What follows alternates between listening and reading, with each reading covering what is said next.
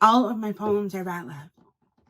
All of my poems are about some boy. All of my poems are about my Spanish, my Salvador, my English, my Los Angeles, my pre-gentrification Silver Lake, my belly swinging by the vegan restaurants, my double chin laughing in overpriced coffee shops, my minimum wage paycheck, my staying too long in too many places, my poor taste in men, my online dating, my bad dates, my ex-boyfriends and their girlfriends who live next door, my niece and her laughter, my niece and all of her questions, my niece and little hands pressed against my face, my niece and her hands wet with the tears on my face, my depression, my secret sadness, my ocean always asking for my body, my anxiety, whispering my name at the nape of my neck, my hands, and how they listened and slammed against my body, and how no one ever saw the bruises because no one ever saw my body. All of my poems are about my brown girl body. Everyone has an opinion about this body. I have to fight to love it every day body, my big, fat, beautiful body. My red lipstick smile, my curly Salvadoran hair, my mommy's hair and my hair. Oh, my mommy, my papi, my drunk and angry papi. My papi yelling out my name in the middle of the night. My papi and his belt against my skin. My papi's belt and how it whistled in the air before finding my skin. My long nights counting his snores. My grieving him 10 years before he died. My watching him die. My exhale when he died. My life after he died. My good life after he died. My guilt, my grief, my love. All of my poems are about my parents, my hard-working migrant parents, my hardly any English parents, my Saturday afternoon listening to Juan Gabriel parents, my too early Sunday morning mass parents, my sisters and I in our prettiest dresses. Oh, my sisters, my first friends, my first saviors, my first lesson in getting the hell over it. My singing at the top of their lungs until mommy yells, "Shut the hell up, this isn't a musical, sisters." There's been an earthquake, somebody better go check on Yesika, sisters. No one gets me like you do, sisters. You see, all of my poems are about love. The times that it came in floods, and the years, the long, long, long years that I forgot what love was. All of my poems are collection plates I fill and fill and fill and fill, and I've yet to come up empty, and I don't think I ever will. Thank God for my poems, for how they always find me, for my heart that believes them, and these hands that always receive them. Thank you. Woo! Damn, that's crazy. You do such an amazing job of putting people in that moment and just like visualizing what you're saying. Thank you. Can you go ahead and introduce yourself, please? Yes. Hi, my name is Yesika Salgado, and I am an LA-born Salvadoran poet that grew up in Silver Lake, and I write about my life, my family, my community, and my fat brown body. And so you've lived in Silver Lake your whole life? Yes. And you walked here? Yes. I power walked here, and I stopped to get I pre-ordered a coffee from this coffee shop, and I walked in and I was like, "Oh, I'm here for Yesika." And then they made the coffee while I'm there.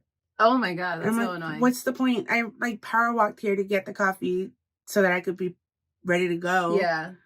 They made it. Okay. It's fine. My favorite coffee, Café Tropical, which is my favorite coffee shop, is going to open up again. I saw you posted about them. Yes. I'm so for those of you not familiar with Café Tropical, it's a coffee shop that's been open for 45 years here in LA, and the last owner just did some shady stuff, and it was a whole thing, and he had to close down suddenly, and employees were left without work or in pay. Some of them were still waiting for their pay. It was a whole mess, and it was really heartbreaking.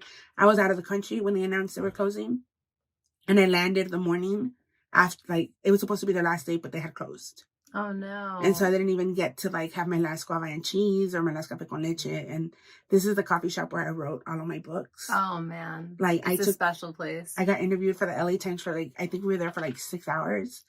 And Vera, shout out to Vera, but yeah, like it's a place that's like as much as my home as my physical house, you know, and yeah. And so it's been bought by folks that used to frequent, because in the back of the cafe, there's a community room where they would host AA meetings and like support meetings. Yeah. And so these two men that were already familiar with the cafe that were part of that community bought it and they're reopening it. And so although it's not going to be owned by people of color anymore, I feel that it's people that knew the spirit and that honor it and like will continue fostering that community. So I think that's what matters. So I'll take what I can get. Yeah, that's so cool. So I guess we'll just jump into it because I'm from Highland Park. You're from Silver Lake, and we both have experienced the gentrification in our hometowns. And how has it made you feel throughout like this whole period of time? Because for me personally, it's been like a roller coaster in some way. A lot of different feelings that I feel frustrated by, like, and then there's like parts where I'm like, okay, this is cool, this feels safer, but it's also just like, and then I'm like feeling guilty. How do you feel about everything? Yeah, first, I have family in Highland Park, and so I'm very familiar. I have my cousin and his family, they live by Franklin High School. So like I've seen, just from going back over there and like hanging out with them for like the last 15 years, I've seen how much it's changed. Yeah, a lot. But here in Silver Lake is it's the most gentrified neighborhood in LA. I mean, like at this point, I don't even know if I could still say it's gentrified. I think it's just completely. This is what it is. Now. It's just it's become like an extension of West Hollywood. It feels, you know, and that's enraging for me. The fact that my neighborhood has, when I grew up, it was predominantly Latina, Filipina, and if you weren't either or, it was just queer couples that were looking for like the family environment. And so it was just a lot of like hardworking folks. So that meant that it was a lot of kids that were just raising each other, and we would all be running around, and it's like you could hear like chente and cumbias and like all this stuff playing from homes and familiar smells of food, and you knew all your neighbors, especially like on my block where I live in that area. I was conceived in Boyle Heights. Okay. I recently found out. That's where my parents lived when they met and they made me. But then they moved to Silver Lake right before I was born. And so I've been here my whole life, and I'm 40. So I've been here 40 years. Almost 40. Wait, I was like, what? You're 40 years old? Yes. You do not look 40. I've been given good genes. You have good genes. Yeah. And I'm a late bloomer too. I spent sorry. Yes. Oh, sorry. I was off the microphone. No, you're good. That stupid bar. Oh, there you go. Yeah. That good? Yeah, that's great. Okay. Let's turn it this way so that I could be right. There you go. Okay, cool. That's good. Now you can see my feet. Yay. Okay. Okay, yeah. So I was a late bloomer, and so I feel like even my maturity is like a decade behind. So in my heart, I'm 29 years old. Yeah, your energy is really youthful. Yeah, and I thank you, and I hope to remain that way. In my family, all the men are very youthful, and the women, unfortunately, life, you know, makes us be the certain way. And I'm just like, if men can be goofy, silly, and they're 60, why can't like we too? So yeah. But I've been here almost 40 years, and just seeing everything, like even in this building that we're in right now, we're in Silver Lake right now, and this place has like been home to so many different things. The last iteration of it I knew was a yoga studio. Really? Okay. Yeah, and it was like white people yogaing, like it's always that. When you're like, that's not for us. And that's what I grew up with. Gentrification started happening maybe like around my high school year, and then it got like more aggressive when I got older. But us like POC kids in the neighborhood, we kind of, it wasn't spoken, but we kind of understood that there were certain spaces that weren't for us. Right. Because they were like very white spaces, you know, and this isn't to like say that like I'll leave it there.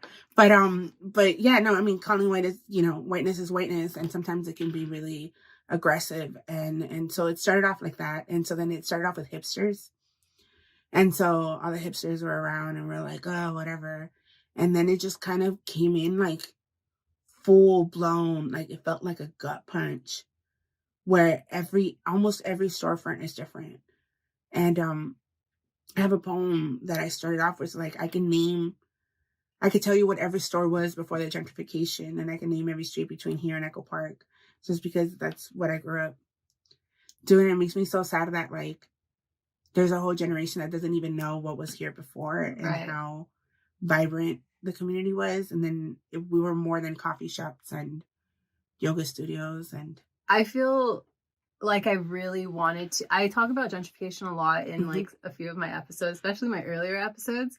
And I really was excited to just like hear your description of like, and I know you're not done yet, but like I'm so excited to just hear your description of the details that for me, I have a hard time expressing. I'm really bad with my words. This podcast helps me like practice, but I've experienced just so much frustration. You're right. Like a lot of the new people that go into Highland Park, they just see it as what it is and not have any idea of what it used to be.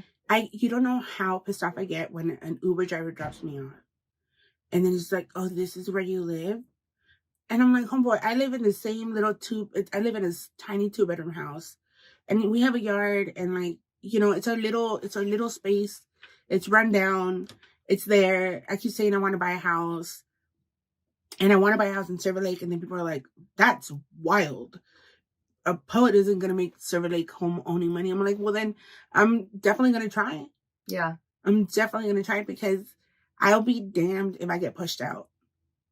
And so people always tell me, like, you need to go live somewhere else. You should move, travel. I travel, but I always come back home. And it isn't that I don't, well, one, I'm a Cancer. I don't like change. But two, it's become more of a stance, too. And I've self-appointed myself to be the historian of Latina life in Silver Lake. Yeah. You know, and to who we were at that point, and it's so, even like I went to pick up my nephew at the elementary school, and I went to the same elementary school, and even seeing all the kids come out. What elementary school is it? Michacharena Elementary. And seeing all the kids come out, and then be like little blonde, you know, it's cute, little cute kids, but they don't look like us. Yeah. They don't look like us. It's different kinds of people, like waiting with the parents outside. Like, you stick out like a sore thumb because you're not like a granola mom, you know, and you're not a Silver Lake, you're not a cool hip Silver Lake mom. Yeah. I roll up there in my sweats, like all frazzled, and get on the bus to take my nephew home because I don't drive. Yeah. And I mean, I enjoy my life and my lifestyle, but it's just like before it wasn't different than everything around us, and it's changed. The you know, socioeconomic makeup of this neighborhood is completely different. And before, you would just see like senoras and picking up, and then they had like their 3-4 kids, and sometimes they weren't even all theirs. They were just picking up, like, there's the one lady on the block that's just like, oh, I'll just bring your kid home with mine. And stuff. Yeah, and so there's like the one lady coming home with like 8 kids. Yeah, because she offered to everybody in her building or whatever. And like those are the things that I still happen, but not as frequently. My mom was a house cleaner, a housekeeper for many years, and she's retired now. I was able to retire her, thank goodness. Nice. But she used to take the bus with the same ladies every morning.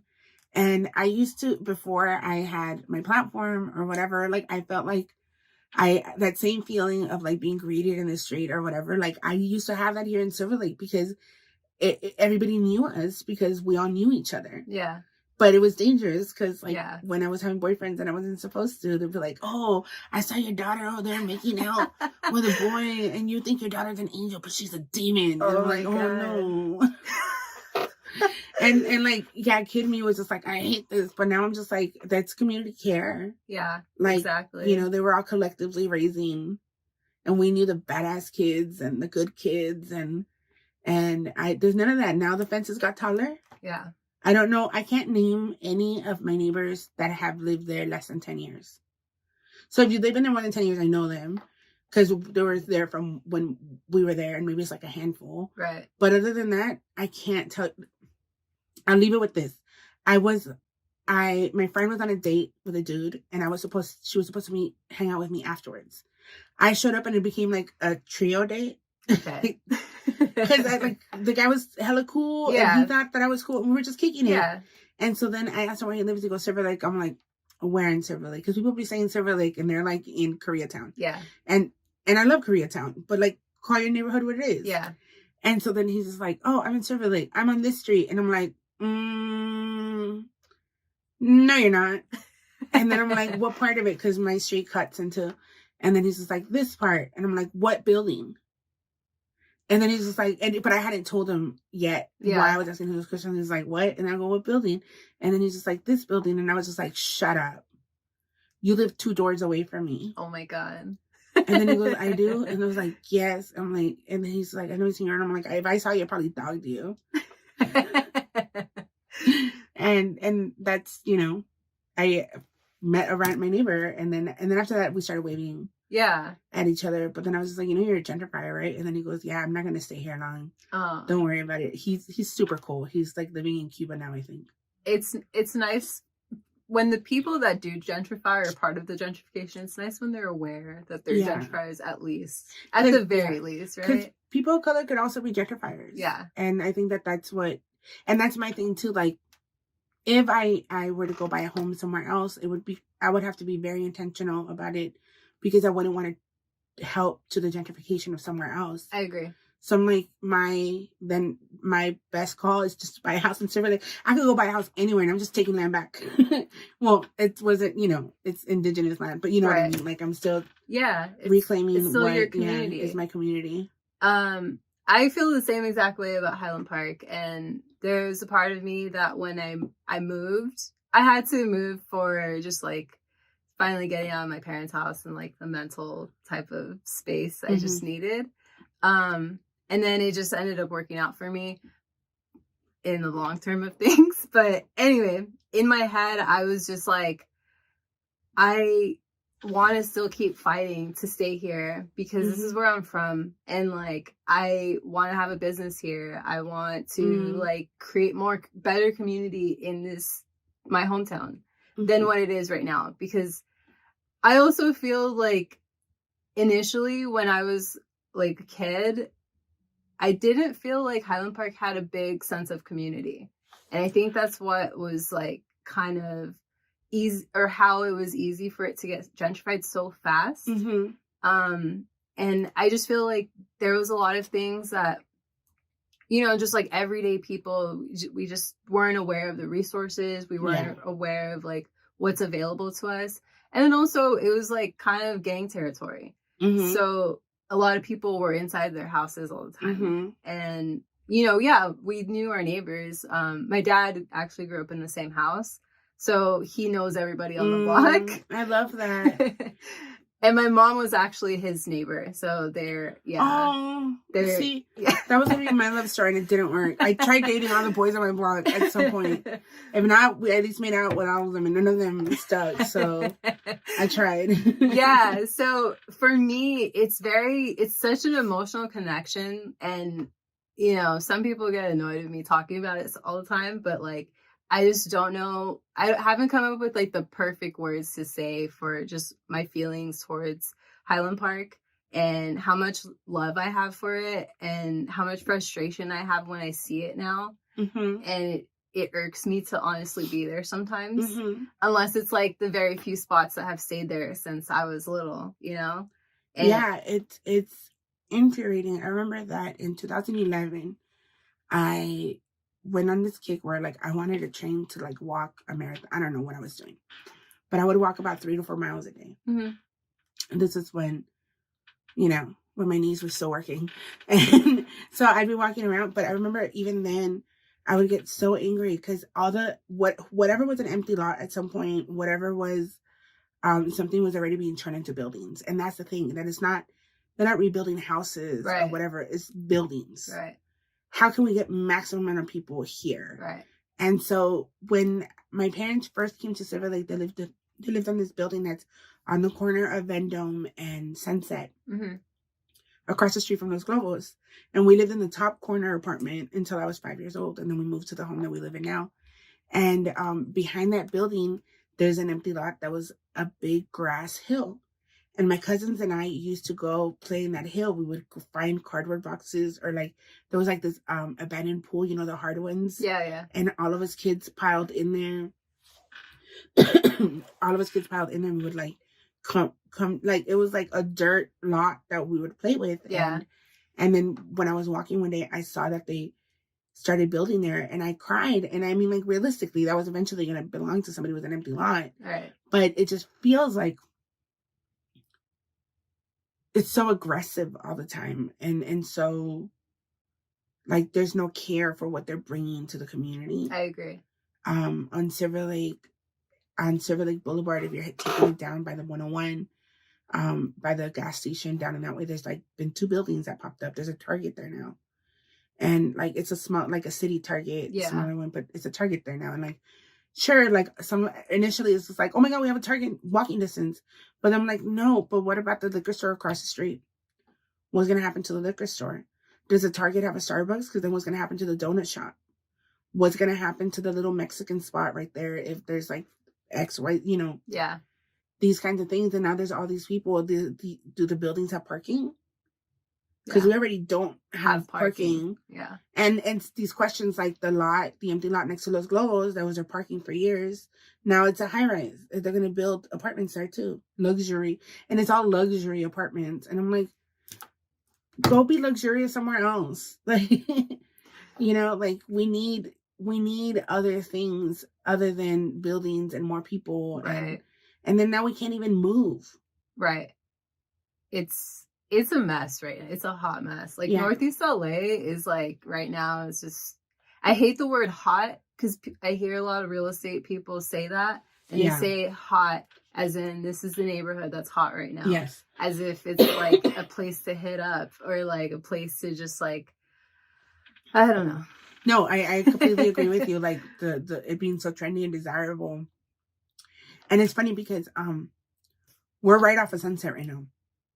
And in Silver Lake, Sunset divided the desired Silver Lake and the undesired Silver Lake. Because if you go south of Sunset, would it be south? Yeah, south of Sunset. You're closer to the 101, and you know, wealthy people don't want to live by the freeway. Right. And so that's where we were all at. You know, we were all on that side, and we were running around, and there were gangs and all this other stuff. But it was like, it felt so familiar, like so. Paul's, the liquor store across the street, had a tab. So my sisters and I could come and be like, hey, Paul. And then I'd be like, I got a soda. And then he'd put on the tab and then just charge my dad later. Or my mom or whatever. Like and then once I was old enough and I was working one of my many service jobs, I got paid every 2 weeks, but I needed to buy a bus pass. Yeah. I could put it on the tab and then I could just pay it back or whatever. And it was like, he took care of the community around him, because he could have been like, no, get out of here, come back when you have the money. Yeah. But he did things like that. There's if you go to the coffee shop Bodega Park, right next to it, there's like a pet store. Well, the woman that owns all those places, she's still there. Mm-hmm. And she's, you know, and those are the things, like they've all changed. And they're where the Sugar and Bronze place is, the sugaring place now, that used to be a pharmacy that was ran by Tom, I think. And Tom was the kind of guy that he told my mom, if we're close, but you see the light on and one of your girls needs something, because it's 3 of us, just knock on the back door. Mm-hmm. And so she'd go over there, like, you know, Yesika has an ear infection, or Julissa has a toothache, and he'd be like, here, da-da-da-da, whatever. And that's what you lose when gentrification happens. Yeah, it's like the small community, like just people kind of having one-on-one interactions with each other and just like keeping it very whole. Yeah, and it's people that aren't looking for. Here's the thing: a lot of people in gentrification are looking to just have access to luxury, easiness, nice things, right? Gaining, yeah. And then before that, the people that are there are building homes. They have homes and community, and Right. and they want to raise their families in places. And the thing that's happening right now that I feel that's happening in LA is that, and it's been happening for a long time because Hollywood's here, is that people come not searching for that, searching for other things, and then have to do other jobs or whatever to like get them by till then. But then they become frustrated with the city because things are not happening for them, but they're not taking care of the city they're coming in and they're asking from. Right. And so it becomes a cycle. I'm tired of the podcast girls talking about everything they hate about LA. And I'm like, then go back. Same. I feel the same way. I feel like there's a lot of transplants, and there's just, I don't know. I want to say transplants, but there's also people from LA that have this mentality too, that they just come into these gentrified neighborhoods to take and not give back. Absolutely. And it's just to take, to gain, to say, cool, I live in Silver Lake. I'm this close to Hollywood. I work this type of job from home. I go to my like gentrified coffee shop and yoga studio. Like, this is my lifestyle, and taking pictures of that. And aesthetically, that looks cool. And you just kind of keep taking from it, and you're not giving back to the community, and you're not, you know, even caring what the community is like anyway. Absolutely. Yeah. And like Café Tropical, before it's changed owners, but the owner that mismanaged things and it closed, when he first got it, I had high hopes because he took care of the community. When lockdown happened, they were giving lunches to the kids from the elementary school. Yeah. So if you brought your kids by, you know, and then you can come somewhere and be a quote unquote gentrifier, but be aware of that and work against it, right? Yeah. To be like, I'm here to share my resources with the community, right? Or to find ways to support the existing community, you know, like, yeah, to understand the community too. Yeah, like my cousins that moved to Highland Park, they moved to Highland Park, what, their daughter's 16 now, so they moved like 15 years ago, and but they went in from like this neighborhood, like Latina, knowing that, so they go to shop at the little like señora, like to go get pan dulce, you know, and to go whatever. You talk to the neighbors, you build with them, you all help each other clean the block, you know, you do things like that. But it's just, my sister was telling me about the stuff that goes on her next door in Silver Lake, and I'm like, I'm gonna fight everybody. I'm gonna fight them all, because it's just a bunch of like people that are worried about property values and you know, their investments. And that's what it is. They look at property and homes as investments. Yeah. And many of us are just trying to live somewhere comfortable. Or where we grew up. Or just where we grew up. We want to stay near, like, especially because so many of us come from migrant families. And so my parents have left everything. Yeah.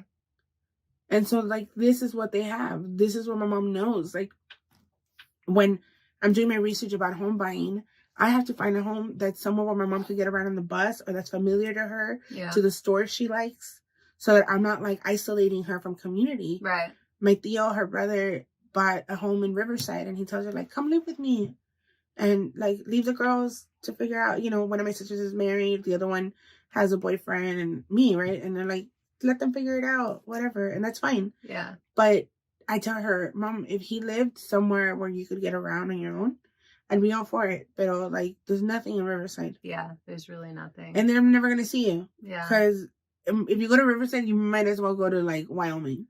Because when you're like, I'm going to go to Riverside. Yeah. Nobody says that. Nobody says that. It's like, it's on the other side. If you go to Riverside, you might as well go to San Diego. Yeah. You might as well go somewhere else that you can actually fly to. Yeah. So, I mean, no, if you're listening or watching from Riverside, my bad. Shout out to Riverside. Educate me on the joys of wherever you live. I'm sure there's some good things. There's probably less traffic, obviously. Yeah, there's a lot of parking. There's big homes. Yeah, I love LA. I love where I'm from. When I was younger, I thought about like leaving it because I was fucking sick of the traffic and all the bullshit. And then I was like, no, this is. And then every time I've gone somewhere out of state or out of the country, I just like, I hover on the plane coming to LAX, and it's just like a feeling like there's nowhere else like home. It feels like this is my shitty city, you know. When I see the smog, when I see the smog and our skyline, and you know, the lines of traffic, Yeah. the taillights, you know, all in the traffic. I'm like, this is home. But I remember I was coming back as a poet, I've been really fortunate of like getting to travel a lot for work. And Yeah. when in 2017, 18, 19, I released books, I was touring, promoting them and all that. So I was heavily like always gone. And in 2009, at the top of 2019, I went to do I was invited along with 7 other poets to go take a residency in this hotel in upstate New York. It was great. It was lovely. It was really fancy. We had a personal chef. It was fantastic. It snowed the whole time, and I hated it because the hotel is like an older estate, so it's like cabin, like home, like you know that kind of stuff. Yeah, it was a lot. It's Troutbeck, New York. If anybody ever wants to check it out. But anyway, so when I was coming back, the plane couldn't land because there was too much traffic, air traffic or whatever. So I had to circle around downtown LA for a while. And I started writing a poem and I was all crying in my seat. And people probably thought that like, I don't know, that I was like, I'm leaving my home in New York or something. I don't know. But I was going through it, writing a poem. And it's my poem Casamiento. It's my love letter to LA. And I wrote it. Yeah. And I call my readers my mingos, and it's one of the most loved poems that I've written. But I think it's because the love is palpable. You know, it starts about like I'm talking about LA like a lover. Yeah. And I purposely mention only communities of people of color. Yeah. You know, because that's the parts that I acknowledge. That's LA. Yeah. Right? Because I worked a lot of service jobs all on the West Side. Yeah. So I have a complicated relationship with the West Side. Like I love it in the sense where like I spent a lot of time in it. But I was like, I did a lot of crying in Westwood, a lot of crying in Santa Monica. I hate Santa Monica. I used to work at a building 2020 Santa Monica. It was a medical building. I was in the parking garage. And I hated it. I hated it because it was like, it felt like there's nothing. Yeah. There's nothing there. But then I loved Third Street Promenade and Santa Monica Beach. So I would always just go to the promenade afterwards and go to watch a movie and walk around and then go sit at Ocean Park, you know, the one that's right there. Like there's a park, but it's up on the hill. It's like it's up on a cliff. So you could see the beach, but the PCH is still beneath you and all that. Yeah. But they have benches there. I used to go sit on those benches and feel like all existential crisis. Yeah. All those feelings. Yeah. One day, I'm not going to have to work this job I hate and I'll be a full-time writer. And it happened. I was going to ask you, but actually we'll just follow up with it because I still want to touch a little bit about gentrification. Of course. Let me just ask you the question about if you've always wanted to be a writer. And I'm not going to, don't answer it right now. Just remember it later. I have like a attention problem, so I don't remember things. No, you're good. Like, okay, you're good. Okay, you have your list, and we'll go down. We'll go through the list. I wanted to hear what you think about the building in downtown LA that like got all hit up, and like it's 27 floors of graffiti on every level. You know what? I realized the other day that I didn't share anything. I didn't really talk about it. And not on some like I don't approve. I think it's dope. I think it's super dope. I grew up around taggers. My first love was a tagger. And you don't know heartbreak until you see your lover, your boyfriend's piece next to a girl's name. Yeah. And I remember seeing his name, Loves, blah, blah, blah. And I was like, oh. That's like a stab in the heart. Yeah, because it was like on a billboard. Yeah. He like hit up a billboard and I was just like, damn. I just see that on the bus on the way to school. Yeah. It was awful. But I think that it was amazing. I think that the level of organization that it took, community, stealth, you know, I think and they've continued to add even now after like all the hoopla and surveillance angry and there's more surveillance and stuff. They're still adding because now there's like Free Palestine on there and I love that the city is basically saying like, nah, fuck you. Like you came and you dumped this shit here. You didn't finish it. You took our taxes. Yeah, you took our taxes. You did us dirty. Yeah. And so we're going to turn it into what we want it to be now. Yeah. And I think that we should do that more. I think so too. Yeah. And I think it's dope. I think it's super dope. And And I love that it's opening conversations and it's educating people on like what happens when these sky rises are being built and how much goes into them and how easily it can go wrong and how it literally depletes a community. And you know, I always leave it to the artist to find a way to like turn something into something else or to reappropriate something, you know. And I love it. And like I love seeing names that like I've recognized that I've seen around LA like my whole life, you know, like MTAs. Like there's so many specific names, so many crews, so many like legends of graffiti that like hit that up, and I'm like, yes, that's so dope.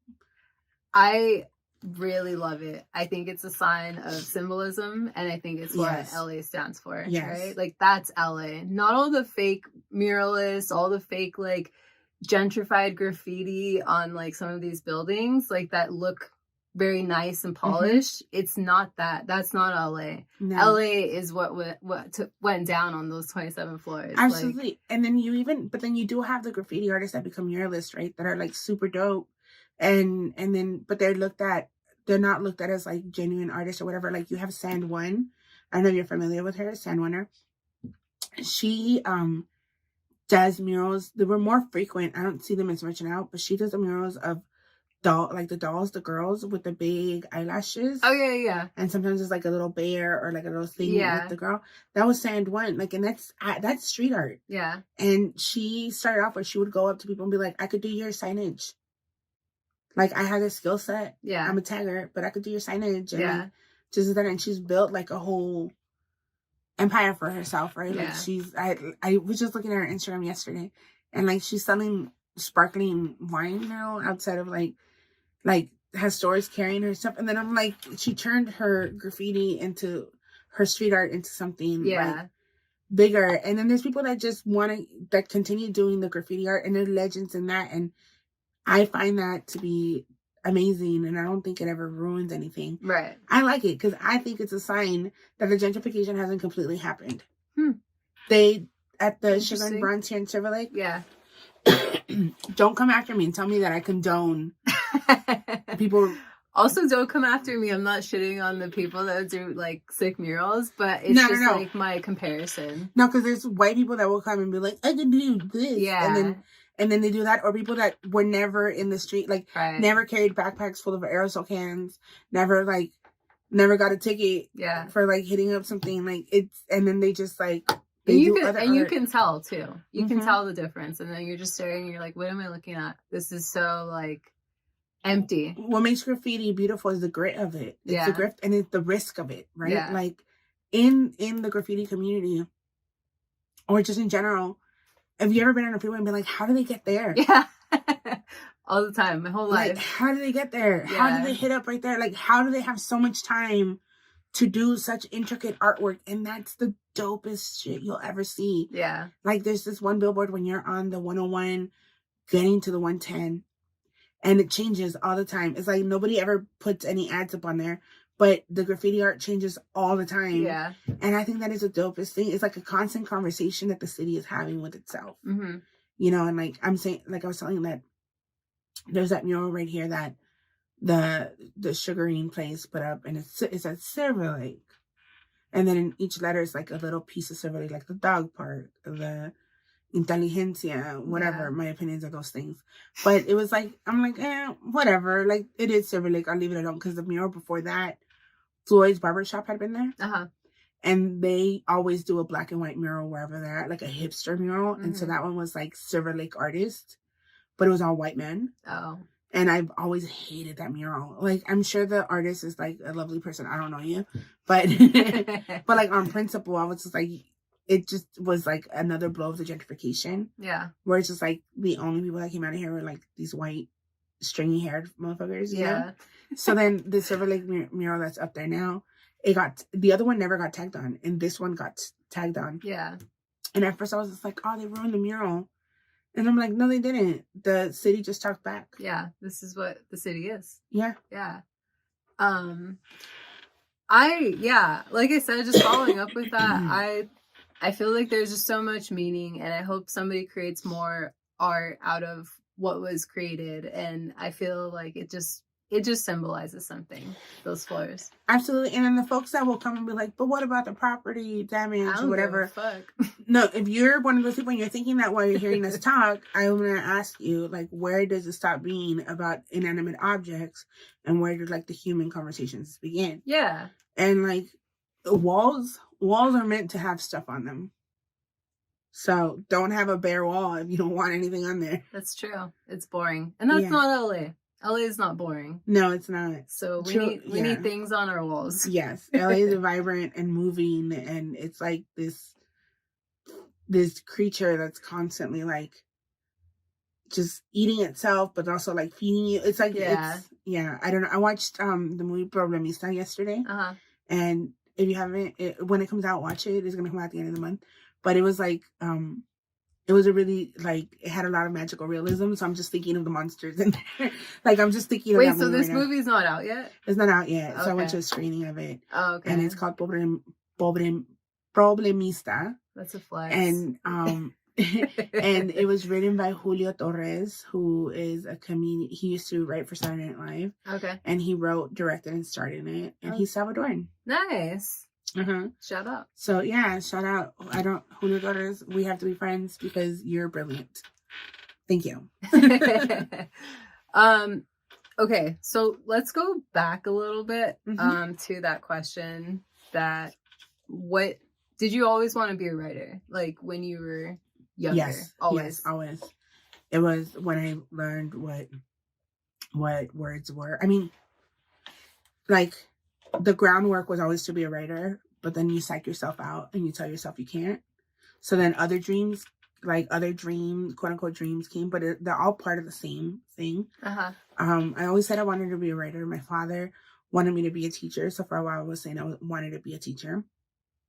It's the same thing. Yeah. As a poet, I'm constantly educating folks and, doing, being a teaching artist and things like that. And, then at some point in my teenage years, I thought I was going to join a convent. But I feel like that was still part of the same thing where it's like being of service to people. Right. And belonging to like a larger entity. Yeah. And and I started writing in the first grade when I learned how to write. And it's been that ever since. And I can always, always, always remember having a journal or having like scribbles somewhere, or dreaming of having a book on a shelf. I didn't dream for the career I have exactly right now because I didn't know it was possible. I didn't know spoken word existed, poetry, like performed poetry existed. So I always thought that I would just publish a book somewhere and then whatever, right? Yeah. But I dropped out of high school a lot due to a lot of things. And I started the plan was to get my GED, go to a 2-year, then go to a 4-year and get a degree or whatever. That didn't happen. I started working and things like that. But then I found spoken word and poetry open mics. And I was always like, I would find a way to be at the Poetry Lounge on Fairfax and Melrose every Tuesday. I would lie to my employers, tell them I was taking classes at school, or that blah, blah, blah, whatever. But I was always there. Like there was nothing that was more important to me than being around other poets and sharing my work, and then, a bunch of other stuff. And then here we are now. And then this is my work. Damn. Were you always like into reading too? Oh, absolutely. Oh, yes. Okay. My dad, my mom and dad were very strict parents and very old fashioned, very, very proper. And so my mother, what she gave us was church, right? Like church every Sunday, involved us in other things. And my dad, what he gave us was the library. And so he would take us to the library. When I was in the 3rd grade, he had a heart attack and was disabled for 2 years. I didn't understand at the time. Like, he looks fine, but he was figuring out his illness, was diagnosed with diabetes, and was just like figuring out his health. My father was an alcoholic, and so that was a big factor in that. Yeah. And so for 2 years he was sober and he was on disability and he was home, and so he'd take us to the library on our bikes and never monitor what we read, but like as long as we were reading. And after school we weren't allowed to watch TV. We could do our homework or read. And so I was like super into Babysitter's Club. My sister Jennifer was into Goosebumps, and Julissa got off the hook because she was younger, because she was like 4 or 3.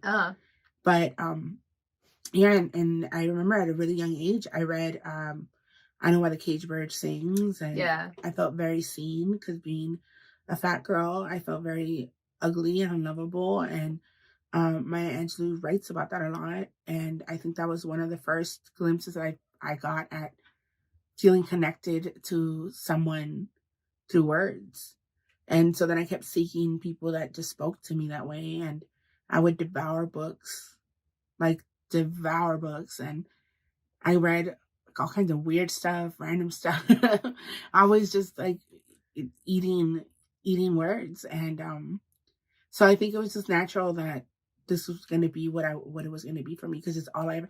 In school, they would give me a textbook, and I would read the whole textbook, like the English literature. Like you know how it has short story excerpts of like other stuff. I would read through all of it, but didn't do none of the homework. Because I was like, I read it, I get it. Yeah. Like, did you do well on tests and stuff? If I was in class, because then I started ditching in high school and stuff like that, and then you'd have teachers that either were very frustrated with me because they're like, you can do it, but you're just lazy, or what's wrong with you? Like, how can I help you? How can I figure it out? But I didn't even know what it was. Turns out, when I was 17, I got diagnosed with bipolar disorder too. Okay. And so I think that that's also helped me a lot to gravitate towards words, because in my brain sometimes it's too jumbled. Yeah. And I have to put it down somewhere to like make sense of it. And the only times that I know completely what it is that's in my heart is when I can see it in front of me on a sheet of paper, on a screen. Wow. So wait, I'm sorry again. What age did you get diagnosed? I must have been 16 or 17. Okay. Yeah. And when you got diagnosed, was that like, how did you process all of it? Did everything make sense all of a sudden, or? Nobody processed anything.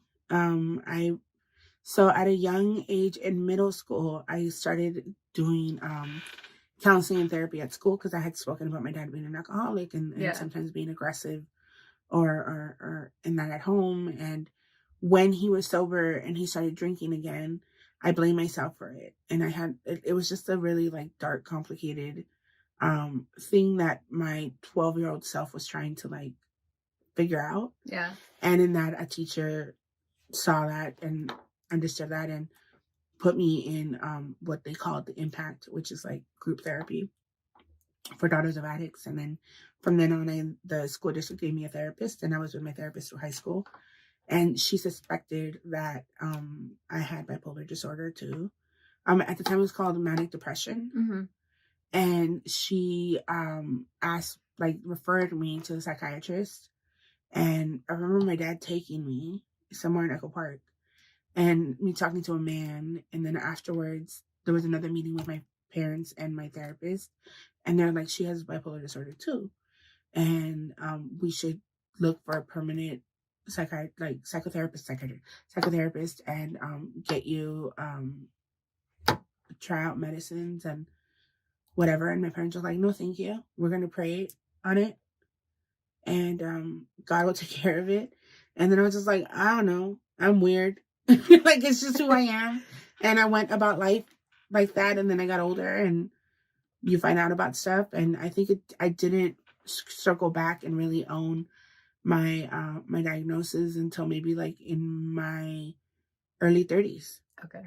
When I was just like, oh, okay, this is why I have this reaction to things. This is where that severe anxiety comes from. Oh, this is paranoia. Like, these are all symptoms of this. And then in 2011, 12, somewhere around there, I took myself back to therapy as an adult. And that's when we started talking about those things. I still wasn't medicated. At the time, I was just like, I've done it this whole time like this, like, or whatever. And I'm even now, I got put on something and I'm like, oh, this is what it's like to not have 5 thoughts going on at the same time. Yeah. And so, but because I'm so calm, people don't think that that's something that I'm actually like dealing with all the time. But right. My anxiety gets, especially at night, and insomnia and all that, bipolar disorder too. But it's where my poems come from. Yeah. Because when I go into episodes, hypomanic episodes and be like, I'm brilliant. And I'm like, all the confidence. Yes. And like, because my brain is just like flying through space. Like, it's just all of a sudden everything's open, everything's clear. And, but then you crash really hard. And so it's figuring out, like, how can I allow myself to still be myself, but in a way that's not destructive? Right. Because I crash hard and I crash for a week. Yeah. Months. Okay. Or whatever, you know, and it's just a balance of everything. But that was a really long answer to, like, yes, I've always wanted to be a writer. Well, I was asking a little more just because my boyfriend actually has bipolar disorder too. Okay. And so when he hears from people that have similar experiences, it makes him feel good. It's really like, it's a really difficult diagnosis to have because it's villainized so much, right? And then I think that when people speak about it too, I think there's a lot of erasure of people that have bipolar disorder too. Like, so there's bipolar disorder and there's bipolar disorder 2. And the difference is that folks with bipolar 2 don't have manic episodes. Right. So the episodes where you see that could get violent or could get, like, you could become harmful to yourself or become severely erratic, it doesn't normally happen. It can happen, but it doesn't normally happen. What we do is we ramp into hypomanic, which is kind of, it sounds really great when I describe it to people, but it isn't, because the way that I describe it is like, if you know, when you're on a bike and you're going downhill and it's really fast, everything is shaking, and one pebble in the road can make you fall and fly, and like, fuck it all up. That's how I feel. Like, I feel the panic. I name it panic for not the sake of anything, but I feel like the tide rising, and I feel going into that, and then sometimes it's just like, I know that I'm talking a lot and I can't shut up. I know that I'm taking up a lot of space. I can't have conversations with people because it's just constant need to just release all of that that's in me.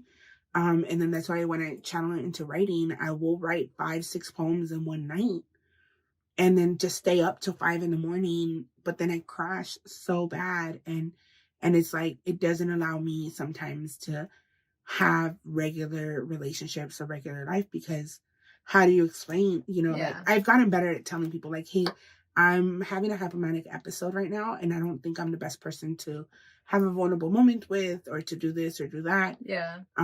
But it's taken a lot of self-awareness, and it's taken me being almost 40 to figure out, like, when it's coming, what triggers it. But when I explain to people, they're like, that sounds like it's so much fun.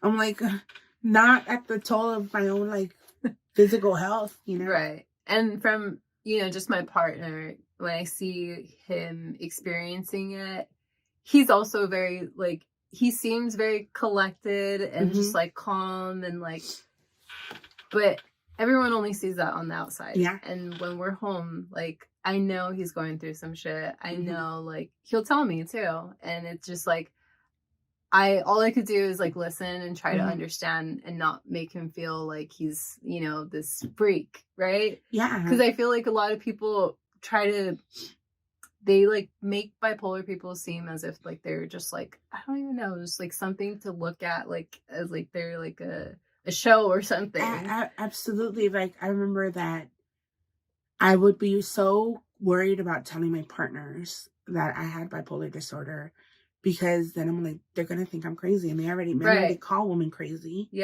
Right? So I'm going to give them I'm giving them permission to be like, this bitch is crazy. But I was involved with somebody on and off for 10 years. And I remember when I told him, it was just like, okay, this is okay. And then I was like, and this is what happens. And then he's like, yeah. Like, I figured, I noticed some of those things, but it's like, it's fine. It's who you are. You're good. And I was just like, what? Like, it's that easy. It's that chill, you know? And I was fortunate. I didn't know that he had a bunch of stuff going on, but, undiagnosed stuff going on. But that's what people was like, this is nothing compared to what's going on in my brain, you know? But, it's really taboo. And it's kind of made fun of a lot in pop culture, right? A lot of people, it sucks because you know, obviously everyone always talks about Kanye West, and he has bipolar disorder. I don't know which one he has, but I think he has like bipolar disorder, not bipolar 2. yeah. So he goes like on his episodes, Yes. and the whole world sees it, and then they think that that's all bipolar disorder is. No, because I mean that is bipolar disorder, but it also is like a bunch of his own personal stuff, trauma, and like machismo, and amongst with many other things. Like, I try not to publicly talk about Kanye a lot. Not in some like, I like there's some stuff that I'm like, I can't get behind that, like his anti-Semitism and all that. Like, that's wild. But I also like feel some kind of compassion towards him, because it's so hard for men to have conversations about mental health and to accept the help and to be in that and to just be allowed to not be okay. Right. And I feel like a lot of that plays a part into who he's become now. Right. And who he will be. I think that people treated him like he was something to be handled. Right. And so that's made him now be like all like a loose cannon, because it's just like, no one's going to handle me. He's frustrated. And, and then, you've had that happen with other celebrities, like with Britney Spears, and she doesn't have bipolar as far as I know, but those are people that would put, like, we've seen how that can happen, and I think he saw his life headed in that way, put on a conservatory and all that kind of stuff, and so like he boils out. I don't know his thoughts and stuff, but I know a lot of people that are like in his circle, and sometimes I'm like, you got good people in your circle, and I don't know what's happening, but the consensus is that there's no controlling him. Right. And there are some parts of Kanye that I like do respect, in the sense where the entertainment industry, I feel like it's completely shit and toxic, and I think there's a lot of sick people in that industry. Mm-hmm. And I feel like he's very upfront about it, and he's very like not trying to hold back on like the bullshit that goes on in there that's being normalized in the entertainment industry. Absolutely, especially as a Black man. Like, there's things that probably are unimaginable to you and I who are not Black. What he's lived like. That's why I'm always cautious about like this is a genuine conversation that we're having, but sometimes it's a lot about like, do you support him? Yes or no? Right. And then I'm like, I mean, no, I don't support the nonsense that's going on, but I also like know that I am not a Black man in America, and that plays a big role in what's happening, or the things that led up for him happening, that like becoming the person that he is now, Right. And Ye is a different person than Kanye was, and he's told us that he changed his name. Right. And I feel like we need to listen to people when they're telling us who they are and what they're doing. Right. And I think it's like, that's a lot of the pressure too. Imagine like feeling so removed from who you were before that you changed your name, but people still insisting that you're that like, person. We missed the old one, and you don't even know how to go back to yourself. This is a good transition, because I don't want to talk about Kanye. Like the whole time, I actually want to talk about you. How do you feel, or have you ever felt that people put you in a box? Yes. Oh, yes. Even 2 days ago, it was interesting. I made a comment. There's a social media page, right? They're on Instagram and on Twitter, and on TikTok. It's called LA in a Minute. Mm-hmm. And so it's a dude that will report on things about LA in a minute, reporting. And long story short, he was announcing that there's going to be a new area code in LA. Right. And it's going to be over the 323 and 213. And I joked. I was like, now we'll know who the transplants are. Because if you're coming here and you're getting a new LA number and it's that area code, you're not from here. I think it's like 718 or something. 76. I don't know what it is. Something, but it's 7 something.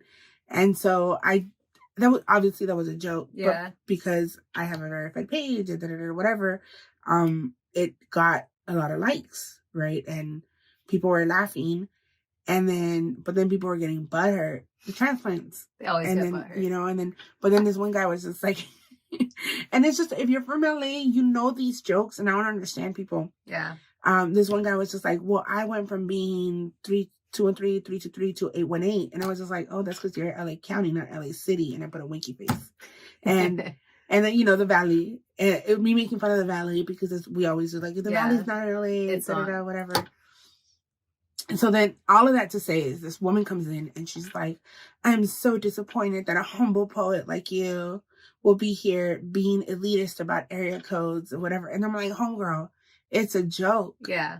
Also, humble where? Like humility, like we use that word to tell people to like be in their place. Okay. Because the literal definition of someone being humble is not knowing your full worth. Not knowing your full worth or not being aware of your worth. Right. And I'm like, I'm not humble. You know your worth. I know, I'm not going to sit here and lie to myself and to everybody and pretend like I don't know who I am and and my value and what I bring to this world and who I am. So it's like, no, but also like, and I get that a lot as a poet. People think that I need to be, because also I'm so loving online. But I can also be really sassy. I love that side of you, by the way. I'm a multifaceted person, but some people come into knowing me through only one way. Yeah. And expect me to be that person all the time. But I love chaos. I stir the pot. I do things like that. But I'm also a lover girl, and I believe in love, and I'm a girl's girl, and I love my city, and I'm like just down for people, but I'm also no nonsense. And it's I can be all of that at once. And people, I think, often want me to be what they perceived me to be when they first met me. Right. Okay. That's a good answer for, do people put you in a box? Absolutely. Like sometimes they meet me in a very loving, educational, like wholesome way. And then when they see me on IG Live talking shit, they're like, what the fuck? And I'm like, you could be both of those people. You could be all those people because that's just you. It happens. Like all of us are not the same all the time. Also, people forget that this is my job. And when you're at work, you're not going to be behaving the same way when you're home. Yeah. You know, and so it switches for me a little bit every now and then. When do you feel like you gain that confidence of knowing who the hell you are? Like, when do you feel like that happened? Or do you know like what year or age that was? It wasn't until my 30s, I think, for me, when I really came into the Yesika that is who I am now. It's probably between 2016 and 18. And that's when I first saw you. Yeah, I was really, really coming into myself as a person then. Before 2016, I started doing a lot of growth on myself when I probably was like 29 years old, where I was just like realizing some things were not going to work long term and I needed to go back to therapy and all that. And so the work started showing itself in my life. And I think in 2016, there was like a shift. There was just a shift where I was just like, all right, I'm focused on my career. And like the fact that like I was confident enough to say I had a career. Yeah. Because before I used to be like, I'm a poet and I write little poems and it's a dream. And in 2016, I was like, this is my career. This is what I'm doing. I'm leaving my job at CVS to be a full-time poet. And the more I leaned into my career, the more me I felt, the more like I wasn't looking for validation elsewhere. Yeah. Because I had it. Like, I love what I do. I get to do what I love every day. And I get to be around people that I love. And I don't go to a place, which is my jobs, that try to suck my soul out of me. Yeah. And so and I'm very privileged to be able to have had that experience, to be able to leave that job. But and as the years have gone, there's been like friendship fallouts. There's been solving of partnerships. There's been relationship breakups that have happened in that time, but each one has taught me something different. And who I am now, I feel like I'm the most settled into who I am as a person that I've ever been. And like a lot of folks in their 20s are like, 40 so old. Y'all, when you get here, it's going to feel so good because you're not worried about certain things anymore. I feel like in our late, like I bloom late, right? So for me, it was my late 20s, early 30s. It was like this constant, like, where's my next hookup gonna be? Like, where's the party at? Where's where's that? Like, I need to do this. I need to impress this person. Do these people like me? Like, it was this constant seeking validation. And then now I'm just like, Like, I'm cool. I don't want to. Oh my God, there are gonna be people there. Yeah, I don't want to talk to people. I love people, but I also really love to just be home. Yeah, high as hell and just chilling. I like to. It's weird. I'm 31, so I'm new to my 30s, and in my 20s I was always out, just everywhere, just talking to people, socializing. And now I'm in my 30s and I don't even know who I am in this form. And I like being at home all the time. I don't want to, like, you know, go to parties and talk and, like, be up late at night. And you're going to see this thing. It happened for me maybe when I hit, like, 32 or 33. Is where you realize that you're old enough now to be an authority on things. Because then, when I was, like, 32, my friends have always been a little bit younger than me. Yeah. And I think I was, like, 32, 33 maybe. And I was talking to, like, a friend of mine that's like 26, and I was just like, you'll see when you get older. Like, and I was just like, oh shit, like, I lived enough where, like, I know things for sure. Yeah. I was talking out of my ass before, but now for sure I know things. For sure. And then now at 39, I'm like, oh no, yeah, like, I've been around the block, you know, like, I've had long-term lovers, I've had brief lovers, like, I feel like very, like, you know, sophisticated older woman. Yeah. Like, at the lounge and be like, you don't know. And it's funny because around that time when I first saw you in 2016, 2017, when you were reading your poem, I think you read a couple maybe, but it might have just been one. I think it was this one I opened the episode with. Okay. Yeah. And you just seemed like you knew who you were. You were just so strong and powerful. You took the whole room. And, like, that was just, like, amazing to me. Me and my friend, I don't know if you know Alma. She's one of the, she helps her daughter, or I don't know if Let's Give still an organization. Yeah, I mean, Alma and Naomi. Yes, Naomi. They I used to mentor Naomi. Oh, really? When she was doing spoken word. She did poetry too. Yeah, so she would come to the poetry lounge, and that's why I was there as a favor to them. Yeah. Yeah, so we were working with them because we were doing an event with them, and they invited us to go to that event. And I just remember, I'm just like, damn, like, you were so good and you're so inspiring, and you just like made me want to fucking cry. Do you cry? Oh, I'm a crier. When you read your poems, like or like when you're about to would you call that like a show? Yeah, I mean, like, shows, performance. Yeah. So I come from the world of slam, right? So spoken word is a form of poetry. It's poetry that's written for performance, right? I write poetry, and some of my poetry is spoken word, and I perform it in front of people. And then there's a competition called slam, and that's where you do the spoken word.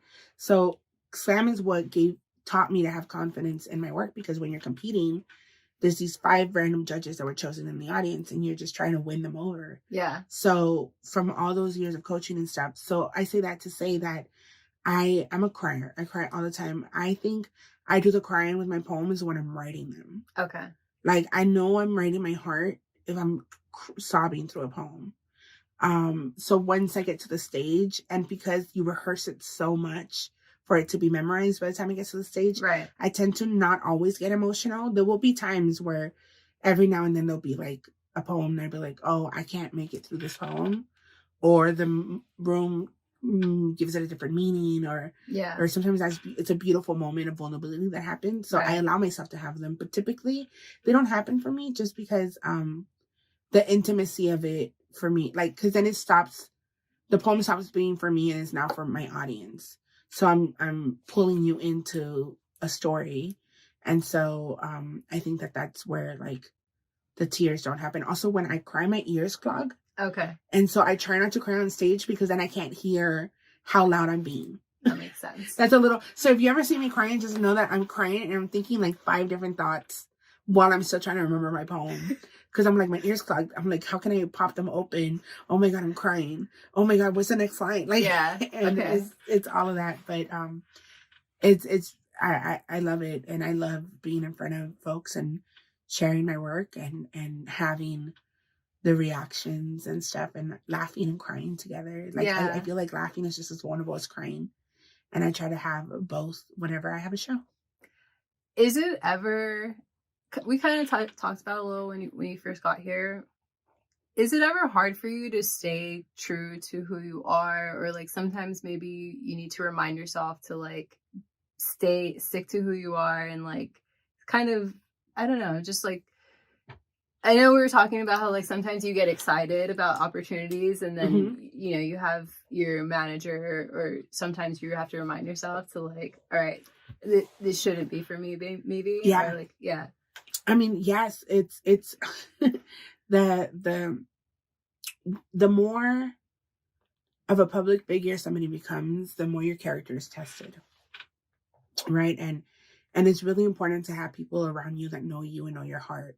Yeah. And you know, like last year I got offered something, and I was just like, is it like, should I do it? Should I not? And I went back and forth, pros and cons, called different friends, talked to them about it, got opinion at my mentor, Shion Van Cleve, you know, my other mentor, Javon Johnson, and they're poets, and just being like, what are your thoughts on it? I have people that are poets, people that are not, like Lala Romero from Beradoña. She's like my sister. So like, I'll be like, hey, this is happening. There's been times that I've left stuff on the table that were big offers. And here, an example was this line of this clothing line messaged me, and they're like really fancy and really like couture stuff, and they wanted me to do something with them. I forgot what it was. And my whole thing was just like checking their website, and they don't make anything bigger than a large. And so I came back and I said, I'm really appreciative of the offer, but I can't work with a brand that doesn't make plus sizes, because my brand is about that liberation, and I can't. And then at the time I had a friend that was kind of managing me, not like, she was just helping me with some stuff, and she was just like, Yesika, why did you do that? Like, you should have checked in with me. I would have told you to do it anyway, because this is like a really important da-da-da. And then I'm like, I love you, but no. And then like, that's when you have to know like who you are and what you want and what your purpose is, and make those choices. Like we were talking about podcast, and for me, I'd rather, it's not about how large a podcast is or how many listeners they have, is does my story align with your story of your podcast, with you? Like, is it mutual beneficial in the sense that like, at the end of the day, it's two people having a conversation. Right. So it doesn't matter how many people are going to listen to it. Like, I mean, it does matter. Like, it does matter, but for the sake of the conversation, that doesn't matter. Right. And so like, I'd rather sit down with somebody that I know we're going to have like a really thoughtful, beautiful conversation than for me to be like, I did it once. I was telling you, when these three famous white girls, they interviewed me, and I'm not going to be dramatic and say them on the podcast. But they interviewed me, and they were great, but I could tell that they were steering away from me speaking about being a woman of color. And I used to be a catfish when I was younger. There's a whole other podcast, but I've seen some videos of you explaining that. And so for this podcast, that's all they wanted to talk about, and that wasn't what. And I was there to promote my first book. Yeah. And that's, the book isn't about that, you know. And so, and I could say, like, when I'd be like, well, as a larger size woman of color, and then like they would like dance around all of that, and it was such a frustrating conversation that I chose to never be put in that again. So I've turned down stuff. I've turned down, like, when it's like 3 men that want to sit me down and interview me. Why? Why are there 3 of you? That's so funny. And it's true. It's funny. I've been interviewed a few women, entrepreneurs, just artists, creatives. And a lot of these women will tell me, I've done podcasts before, and I'm so glad that you're a woman doing a podcast, because there's so many men that are doing this, and they're very inconsiderate about how they're doing it. Oh, totally. And I got interviewed for this podcast. It was 2 men, and they're cool. They're whatever. But I could tell, like, 15 minutes into the conversation, I had flipped it. I was interviewing them because they had no idea.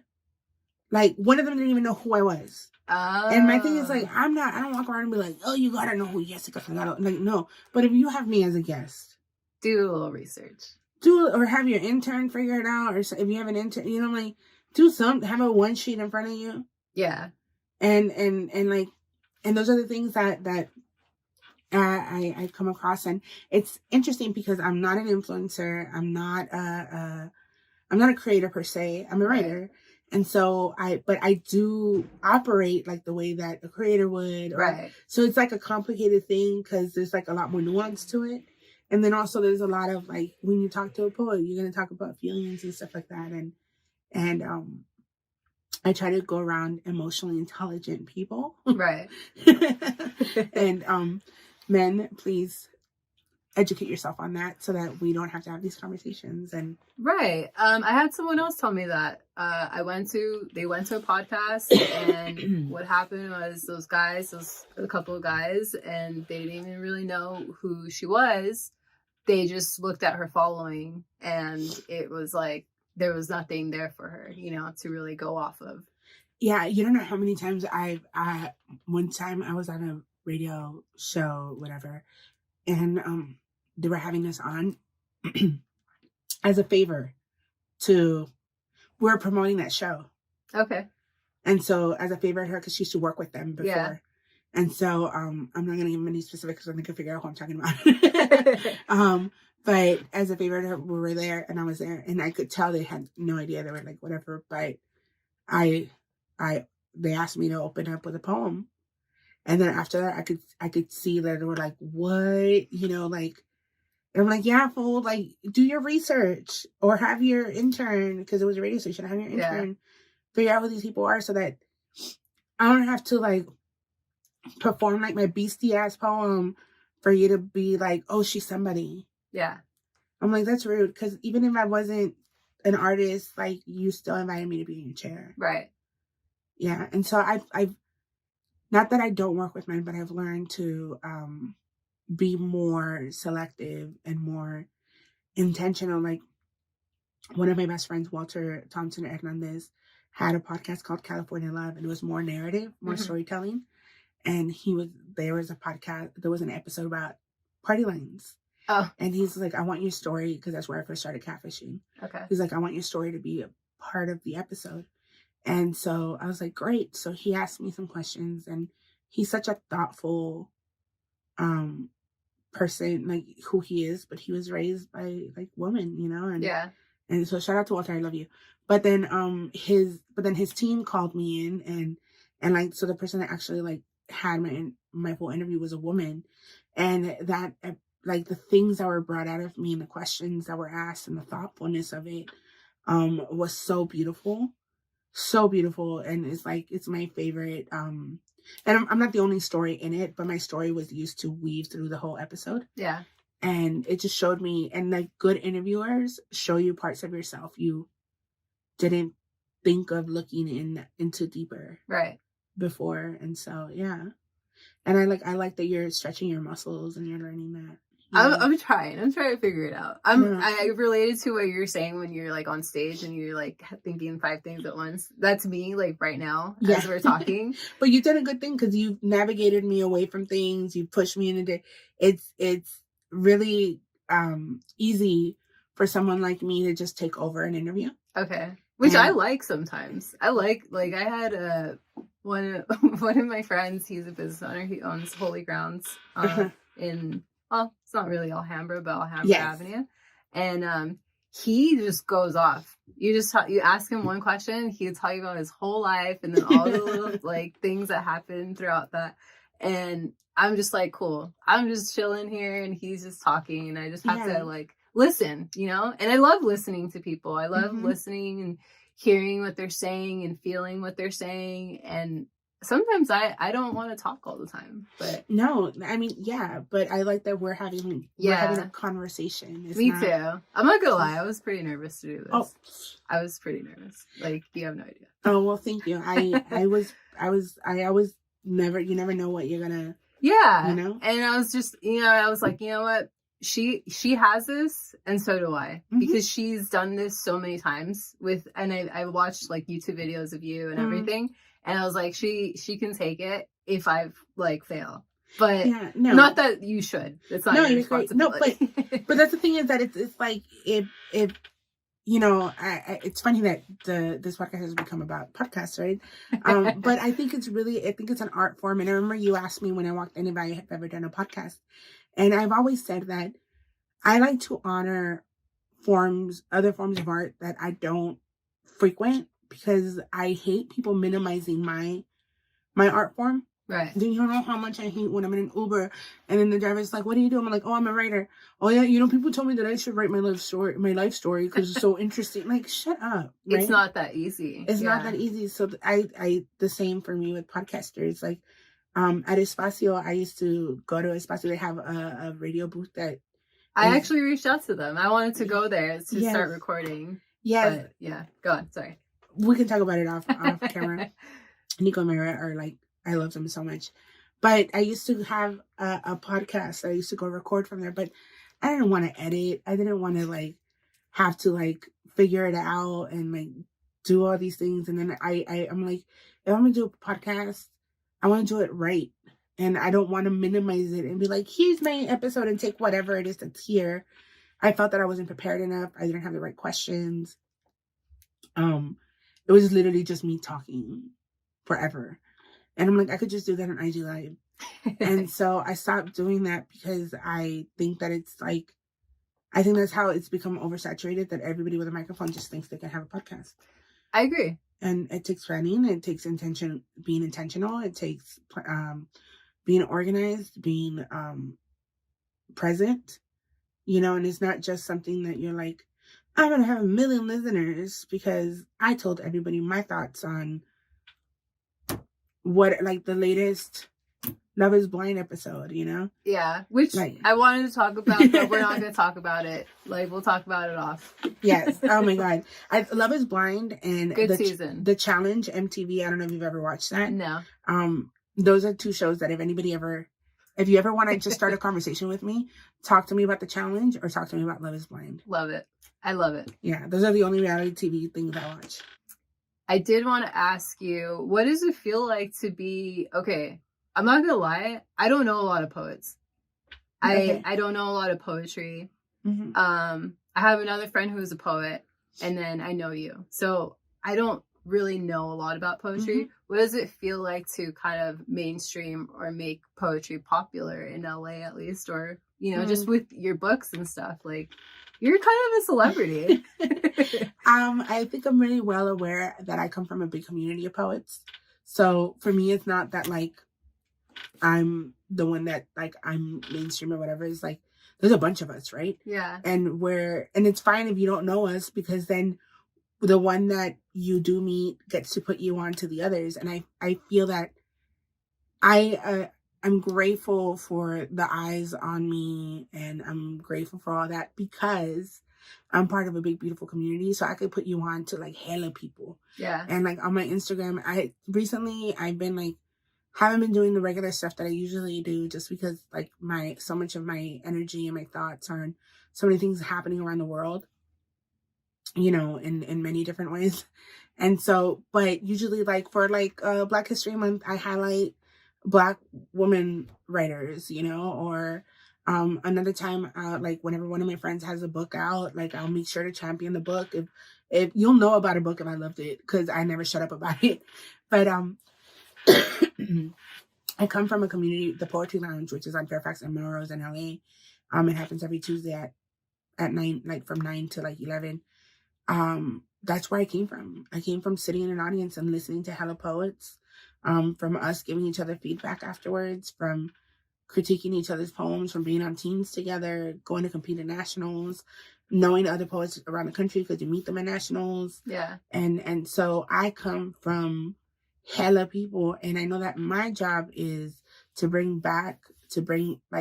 the bridge between all of my followers or my readers or who might call me mangoes and my community, to be like, if you don't love me, that's cool, because there's this person and there's that person, and there's poets that are bigger than me. Yeah. That like put people onto me, like Rudy Francisco. I always shout out Rudy. Rudy Francisco is like, he's been on the Tonight Show multiple times. He was on The Bachelorette. He was giving a writing workshop to like the contestants and stuff. And it's just cool. Like, that's so freaking cool. Yeah. So yeah, to have this platform is an honor. It's a privilege, and it's a responsibility that I really, really respect, and try to be very intentional with the people that I share. And even when I blurb books, you know, the thing in the back, Yeah. whatever, like I always offer myself to people that I believe in, that I support in, and it's because I have people do that for me, and so I have to like what is it, reach back, you know, Right. and pull someone up, and I don't do that on some like kumbaya stuff. It's just like it's intentional and it's deliberate, and it's a responsibility. Yeah. Yeah. I feel like I would like to do this with this podcast, is like get people, it doesn't matter like the following, doesn't even matter if they have a following. I just want the people that I respect, that I think are inspiring, they're creative, or they have a good story. I like storytelling. Yeah.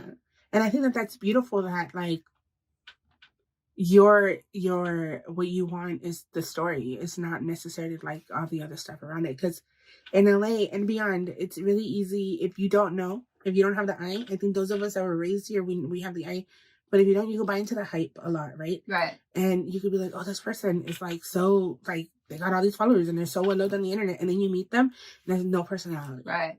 There's nothing. It's and then weird. You're like, what is happening? Yeah. And then you're like, what is this? And it's like, you're like, what pod person is this? Right. But then sometimes you meet someone that like are just like a regular Joe that don't care about anything, and then they got their job and then whatever. But it's like one of the most brilliant conversations you'll ever have. And Yeah. I think that's dope to highlight that. I think your storytelling is like incredible. Oh, thank you. You do, like, you have so much detail where you're actually in that moment when you're storytelling. Thank you. I mean, you know, I'm a talker. Have you always been a talker? I've always been a talker. Okay. It's like little, like it's just I had a lot of thoughts and a lot of feelings. I've had a lot of feelings, and I'm always just like, this is all the things I feel. And I feel like I at my church I would go give my testimony. And I'm like, what was I? What testimony was I? Was I like? What was happening? But I just consider that all training to who I am now, and I'm always down. Like I'm always down for a good story. Yeah. Sometimes I've dated some men for too long for the story, where I'm just like, just for the story. Yeah, where I'm just like, I could tell this is not going to end well, but it's a really good story, so we're just going to go down this road. I wanted to actually talk to you about your dating. Yes. So you post I love your screenshots. I literally sometimes just make me laugh out, like literally laugh out loud. Because you put these guys on blast. Why do you do it? And what is maybe the craziest thing you've ever read? And explain what's happening, actually. Yeah, so I've been doing this of the sharing the screenshots maybe even before I had a large platform. I've been doing it maybe since like 2013. Yeah. I started dating on Tinder and then have gone on to other apps and stuff like that. And then now I pretty much have an account on every app, on a lot of apps. I don't actively look for people to date. Sometimes I'll just match everybody. Just to see. Yeah. It's like a social experiment I'm conducting permanently. Okay. And it's what things men tell me unprovoked. And the pictures that I have up are the same pictures that you'll see on my Instagram. It's because I get asked that a lot. Like, what pictures do you have up? And it's just up there. So early on, I learned that as a fat woman of color on the internet, men will fetishize me. But because fatness is already like this, desiring a fat person is already so taboo that it's almost like they don't realize there's another person there.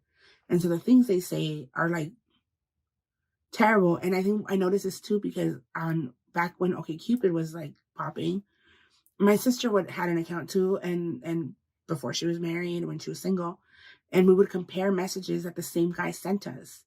And to her, it was just like, you're so cute, you're so smart, like talking about the music she said she liked or whatever. And for me, it was just like, can I put my balls on your forehead? You know? And it was like, what? How is this guy so respectful? And it was because they don't see me as a person with respect, but I don't even think that is like a conscious thought for them. Right. They just do that. So then I started sharing the screenshot to show other larger women that they're not the problem, because if someone so quote unquote respectable like myself can get these messages, right, like, it's not about you. And then also, as I started sharing that, I started seeing that men were like in shock of it. And I'm like, no, this is how you all act when you think no one is watching. right. And so I think it's important to show a lot of other men the behavior to show men behavior most men do when others are not watching. Because not all men behave like that. Right. Not all men are like that. Right. But I feel like all men are complicit and not checking that when they see their homeboys act like that with somebody. I agree. Or in conversation or whatever. So I feel that it's important to show how ridiculous it is and how we all are laughing at you. And how it's not about the person that's receiving it. Right. Because it'll be dished out to anybody. So I'll post the screenshots, and sometimes I'll say sassy things back or not. Or like, I'll leave a crumb and see if it turns into something else. And it's become a humorous thing, but it is part of a larger conversation about online sexual harassment. Right. And how difficult it is for people that are othered to find genuine connections online. You know, Right. I can only speak about my own experience as a super fat woman of color that dates men. You know, I don't know what the queer experience is like. I don't know what the experiences is of anybody from any other skin color. But it's wild. And then on my dating apps too, I also say that I don't date white men. I only date men of color, and that's a whole other thing. Sometimes men of color get mad at me for that. And then I'm like, you know that this doesn't apply to you. But why are you mad? And it's like, it's a lot of, I feel like one day I'll write all my thoughts about this down or whatever, but it's still an ongoing project. And I've been in full relationships and still had those apps up. Yeah. Just for the screenshots. And my partners get it. Yeah. I'm like, look, do you really think? Yeah, right? Anybody of these people? It's so wild. I was showing my boyfriend your screenshots, and he was just like, what? Like, why? Like, why are they saying this shit? It's wild. And if I were to tell you the wildest, they're all so wild. I can't think of the wildest thing. But the one that I remember the most is this one guy where he's just like, I want to put my dick inside, or something like that, but in Spanish. Yeah. And then I answer him, I'm like, I'm a woman of God. And then he's just like, oh, sorry. So there's like a self-aware, like, it's almost like this anonymity, or like the internet allows you to, I mean, I've experienced it as a catfish. It allows you to live out things that without consequences, right? But the minute that there's like a hint of a consequence, like, the switch up is really real. Yeah. You know, like this other guy that's recently been messaging me. And like the first message was like very specific things that he wanted to do to me. Like put my legs up and do this or whatever. Also, it's proven me that a lot of men do not know anatomy. Not even like women's anatomy, but just just don't know how bodies work. Right. When they're like, I'm like, I physically can't. Nobody physically can do that. Like, what are you talking about? Anyway. He said all these things, and then he started sending me voice notes. And in one of the voice notes, I go, but then he got nice, and he was like, we should go to dinner. And I'm like, why didn't you open up with that? Yeah. And then he's like, you're right, I should have opened up, but do you want to go? I'm like, no, not after you, like, were telling me that you freaking want to, I don't know. It's wild, but yeah, it's a lot. And I also used to do, I'll leave it with this, during lockdown.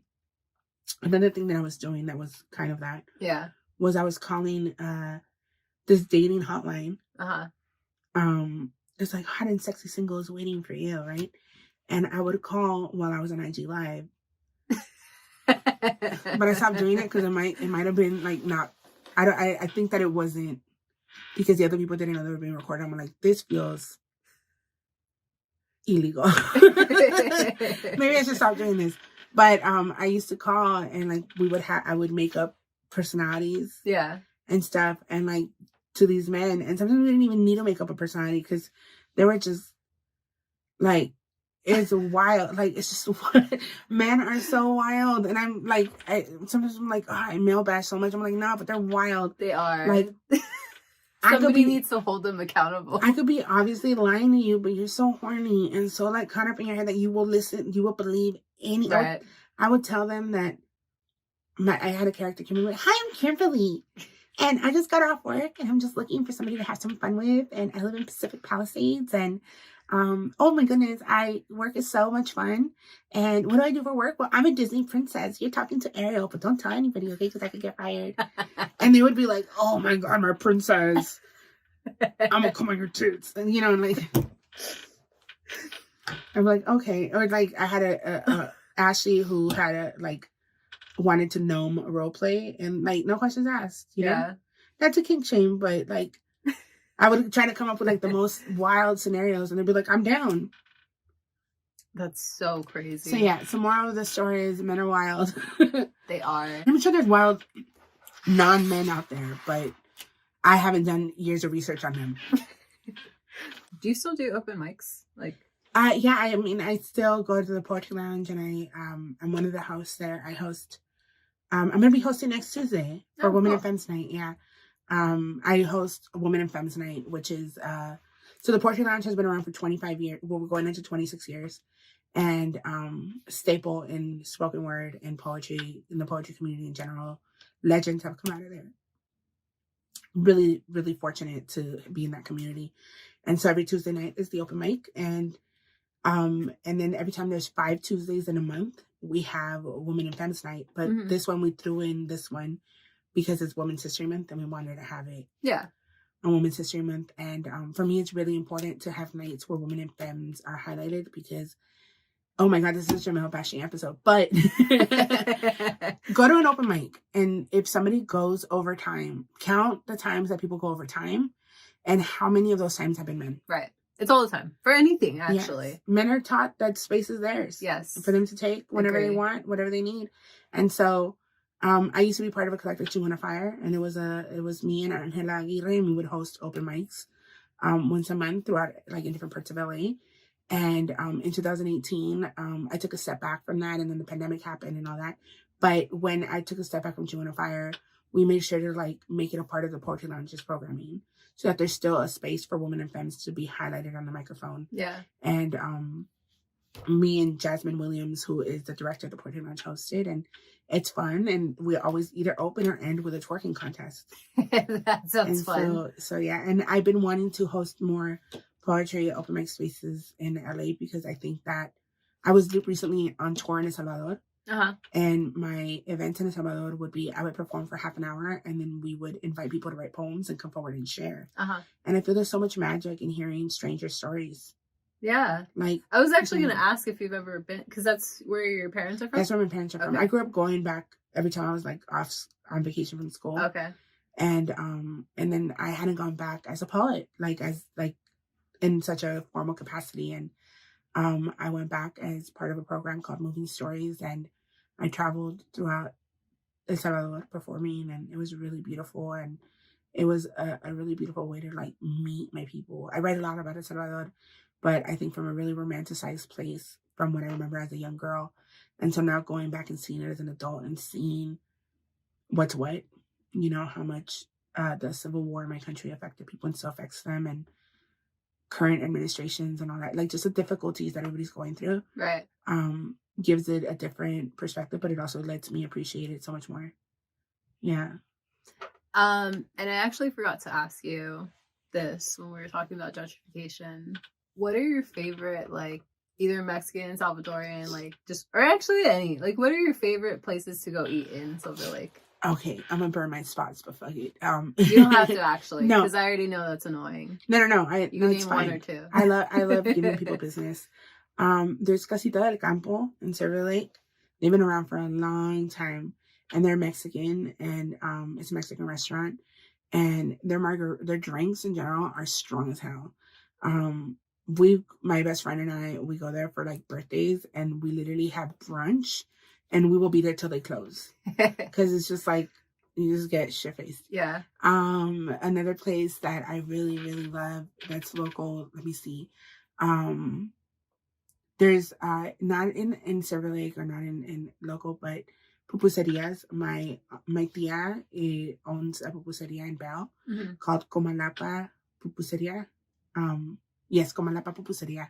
And my uncle owns her ex-husband. My uncle and my mom's brother. Him and his wife, when they were married, they started this restaurant. They divorced, but it was amicable. So she helped him set up his own restaurant in Anaheim. Okay. And then he remarried, and so him and his wife have a restaurant each. My aunt has a restaurant, and then my cousin wanted a restaurant himself, so he has one too. So there's Comalapa Pupuseria is all from the same family. My cousin, my aunt, my padrinos. And there's Bell Gardens, Wilmington, in Anaheim. Okay. So I'm gonna go to the Wilmington one. Yeah, so they're like it feels like home cooking for me because I grew up eating my aunt's food. Yeah. And so it's just like it feels really homey, and I'll go to other pupuserias that I enjoy and stuff, but like that's my favorite. And let me see what else. Café Tropical, I said already. They're opening again, so I'm super excited. And you know what place I really, really love? Oh freak, I'm forgetting right now. It's in Koreatown. They have soup. They used to be open 24 hours. But Soup? Yeah, it's soup. It's the Line Hotel.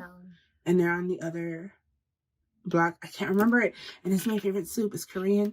And my best friend gets mad because I always want to go there. And she's like, you're going to get tired of it. It's a Korean restaurant? It's a Korean restaurant. Okay. But anywhere in Koreatown you go, everything's bomb. They have a lot of good spots. Yeah, I'm a creature of habit. If I find a place that I like, you're gonna keep going. I keep going. Like when I was in Salvador on tour, like there was this place called La Ficheria by my hotel, and I went there 4 times by myself. And in Salvador, it's not common that people like go eat by themselves. Yeah. So they were always like staring at me, like because I would go with my Kindle and just sit there and eat. Yeah.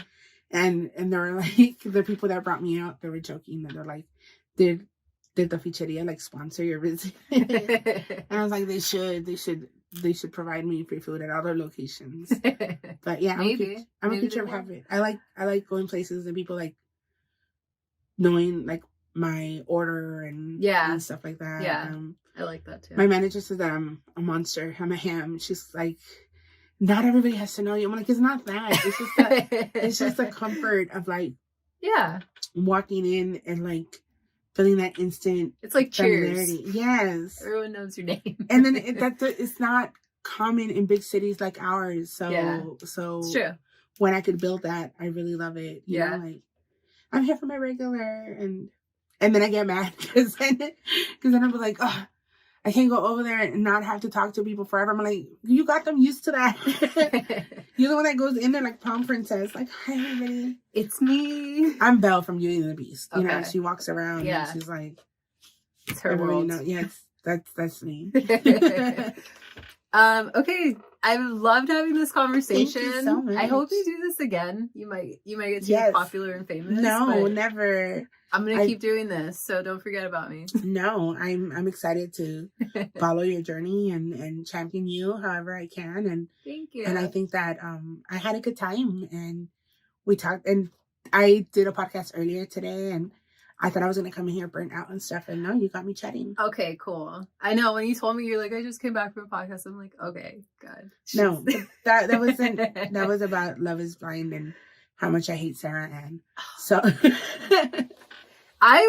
What's his name? Kenneth? He's still tripping me out. You know what? I feel like I've dated a Kenneth before. Oh my God. I'm just like, when he's like, come here, you're going to be okay. I'm like, are you fucking kidding me? You know, briefly, I think that he realized the logistics of dating somebody that's not Black, which is like valid and real. Right. But wasn't ready to have the conversation. He's also he's young, 25. Yeah. And so. I think he ran away from like the conversation. Think so too. And I think that was a disservice to her. Yeah. And, you know, she would have understood. She seems like a lovely person. Right. Because I noticed that when I think her name's AD. Yeah. When she was having that conversation with him and it was like real to him that, you know, yeah. She's a white lady. How many times, I mean, like, I got back together with somebody, and then my friends were like, but what about X, Y, C? Yeah. And then I'm like, damn, but I already got back with him. So then, like, you're like, how do I get out? Like, Yeah. how do I? And then you're like, no, I have to, like, I'm an adult. I have to have a real conversation. Or you pick a fight and then you break up. Yeah. You know? And, like, I feel like Kenneth and Chelsea, I would love to see them get into an argument with each other. Chelsea is Jimmy, the Megan Fox. Yeah. The girl, like, she's a beautiful girl. I just feel like the Megan Fox thing made it seem like everybody's like shitting on her for not being like attractive. I think she looks like Megan Fox. She just looks like a different type of Megan Fox, you know? That's it. And this isn't a diss to her, but I feel like she has a bigger face. Yeah. And so her features are small in her face, but if you just look at her features, she looks like Megan Fox. She could be like Megan Fox's relative. Yeah, I agree. And it looks like it would be real. I agree. But I think she just that's why you don't break the rules. But she didn't need to use that as her crutch. Yeah, you know? Like that's to drive him home. That's like me being like, oh yeah, you know, sometimes I get that I like blah blah blah. You know, like don't ever do that, especially like somebody that's a sexual and like she's not a sex icon because she's more than just that, but she like people made her out to be that for when she first came out. Like she's like a bombshell in that sense, right? So like men objectify Megan Fox so much. Yeah. So if you bring up that name, it's like saying Marilyn Monroe. Right. Yeah, I agree. And instead of being like, I'm me. But I think that was the question, like, what's your celebrity look like or whatever? She actually asked the question. Do you ever get that you look like a celebrity or something? And he should have said he looks like... Somebody said Bobby Hill from King of the Hill. No, you know who he looks like? He looks like this kid from, I think, Hey Arnold. Like Harold? No, from Reese's. From Reese's. I don't know. I can imagine the kid is like a bald-headed kid with glasses. Okay. White boy, little white thing. I don't know. But he looks like a cartoon. Okay. Yeah, he does. He looks like cartoon. He looks like a thumb. Yeah, I saw someone else say like a really friendly thumb. Friendly thumb. Like a really friendly thumb and just walking around and being like, Chelsea. Yeah. And then she's like, do you love me? Are you sure? Do you love me? And I'm like, man. She's like picking fights and shit. He's a thumb. Yeah. Like, he's not all that. Like, she's actually pretty. If she wouldn't have said that she looks like Megan Fox, I think she could have just been herself and still been, like, pretty. And prettier than, like, way out of his league anyway. I think unconsciously she knew she was in competition with Jess. And she knew what Jess looks like. That's true. She knew what Jess looks like. And I like, my thing is, like, comparison is a thief of joy. And I feel like, I think we've all been, I actually think Chelsea is, like, a good character in the show in the sense that, it's important for us to see what we look like, what it looks like when we are seeking for validation outside of ourselves. Right. You know, and you're still worthy of love if you still need all that. But, Chelsea. I can't wait for these last episodes. And I want to fight Jeremy and Sarah Ann on a freaking jet ski. Did you see that scene? Have you seen the newest episodes? No, I've been waiting for my boyfriend. Oh, okay, I'm sorry. We're going to see it tonight. I didn't give anything away. Yeah, but once you see the jet skis, you're going to know what I'm talking about and DM me. Oh my God. So that I could be like, fuck them. Yeah. Okay. All right. Anyway, let's close out. Yes. Where can we find you? What are you working on? Any projects, events? What's up? Yeah, so I am not, right now I don't have anything yet. I'm working on my 4th book and we'll see when that makes its way to the world. So just send me a lot of good writing vibes. And as far as shows, off of the top of my head, I can't think of anything, but if you follow me on my socials, mostly Instagram, I'm really good at updating on there. So, my Instagram is Yesika Star, YesikaStarr. And you can also find me on Twitter, now X, and anywhere, I don't know, wherever. I'm everywhere. And you're also on Amazon, right? Yes, like your books. And you can find my books on Amazon and book. I please, I'd rather you support an independent bookstore, but I get it. Sometimes life is life. But you can find my books, Corazón, Tesoro and Hermosa, anywhere books are sold. The titles are in Spanish, but the books are in English. And it's a trilogy of poems that are in conversations with each other. That's about the journey of love, family, and Los Angeles. So, yeah, thank you so much for having me. I had such a good time. Thank you for doing this. I had a good time too. Thank you. Okay, we'll close out. That was so much fun. That was so much fun. I didn't realize we were talking for 2 hours. I know. No, it's fine.